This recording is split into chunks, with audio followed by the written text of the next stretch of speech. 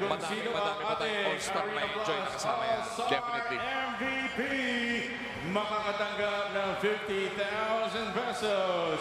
Ladies and gentlemen, your Arena Plus All-Star Game MVP.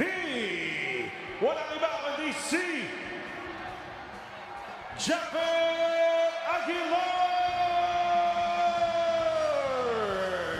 And rightfully so, Japet Aguilar becomes just the third player to win at least 3 PBA All-Star MVPs.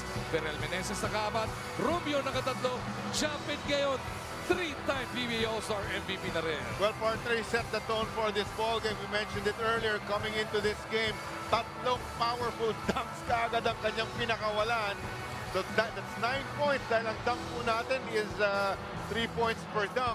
9 puntos na kaagad at tuloy-tuloy na po sila. Although lumaban ng South, pero nakapagpuunan ng konti ang North All-Stars, they end up winning this big ball game. Japet Aguilar MVP. 29 points para dito kay Japet Aguilar and he takes home his third PBA All-Star MVP. Back-to-back pa yan ha, dahil unang napanalunan ni Japet 2019.